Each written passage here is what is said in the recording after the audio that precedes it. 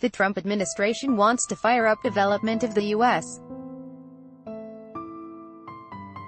offshore wind industry by streamlining permitting and carving out vast areas off the coast for leasing, part of its America First policy to boost domestic energy production and jobs.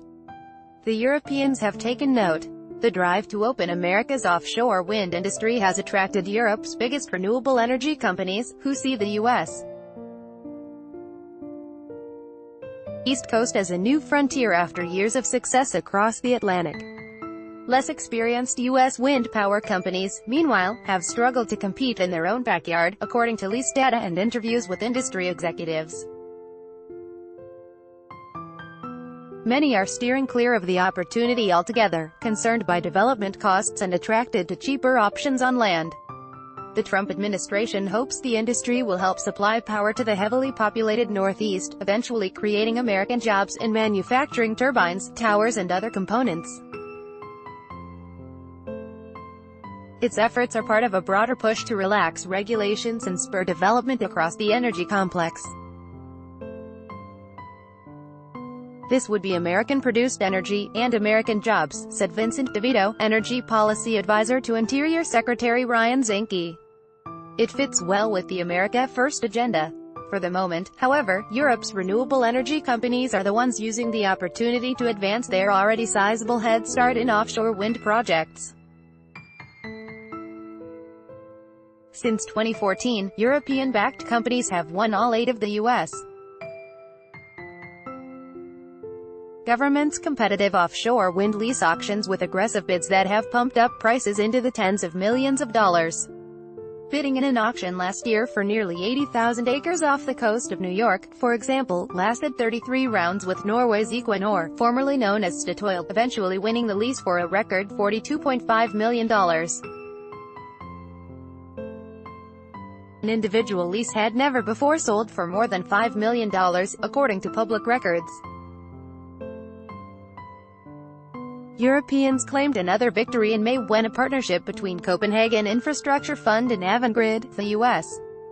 arm of Spain's Iberdrola, won the largest ever U.S. contract for offshore wind power, in Massachusetts. Of the federal government's 12 currently active offshore wind leases, 7 are owned by European-backed companies, according to Bureau of Ocean Energy Management records. The U.S. is one of the most desirable global offshore wind markets, Jonathan Cole, Iberdrola's managing director of offshore wind, told Reuters. Flying the flag, Trump's Interior Department gave the industry a boost this year when it announced major lease sales off Massachusetts, sought input on potential lease areas off New York and New Jersey, and began a study of all Atlantic coast waters for wind energy potential.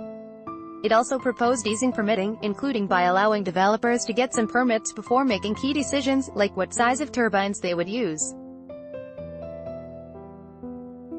Such aggressive leasing and flexible permitting helped Europe become the world's largest offshore wind market, with thousands of wind turbines installed in the last 2 decades, and more than €9 billion in investment expected this year, according to trade group Wind Europe. While the U.S. East Coast has wind conditions and sea depths similar to the North Sea, it boasts just one 5-turbine wind farm off the coast of Rhode Island. That wind farm was developed by privately held U.S. firm Deepwater Wind LLC, which is backed by hedge fund D. Shaw Group. Deepwater Wind's chief executive Jeff Grabowski called the U.S. wind industry's hesitation to move offshore outdated. "I'm sure that we will see more American entrants in this business as time goes on," he said. "Until then we are happy to fly the flag." Other U.S. chief executives are less sanguine. Jim Robo, CEO of leading U.S. renewable energy company NextEra, told investors on a recent conference call that development time of 5 to 10 years and uncertainty around permitting raised serious questions about prospects offshore. "It is a moonshot in terms of building, in terms of finding people who actually know what they're doing from a construction standpoint," Robo said. NextEra, which owns 120 wind farms in the United States and Canada, did not respond to a request for additional comment. Those concerns are echoed across much of the U.S. industry. There are so many opportunities to do onshore, at substantially lower cost, said Mike Garland, the CEO of Pattern Energy Group. It makes more sense for us to be focused in that area. Foreign companies are not just dominating the offshore leases. Most of the early projects, according to executives, will rely almost exclusively on imports of everything from subsea cables to turbines that are not currently made domestically, meaning much of the work will be overseas. Components for deepwater winds 5 turbines off Rhode Island, for example, were shipped from Spain, Denmark and France, according to Grabowski. Steel foundations were made in Louisiana. If construction demand picks up, the picture could change, according to a 2017 report by consultants BVG Associates Limited. The report said building 8 gigawatts of offshore wind projects by 2030 would likely justify making most turbine components on U.S.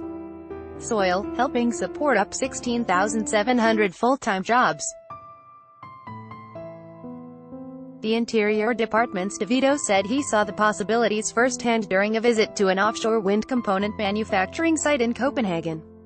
He said he was amazed by the level of activity, the blades, the steel towers, the crane swinging. The opportunity is to make them here, he said. Additional reporting by Stein Jacobson, editing by Richard Valdmanis and Paul Tomich.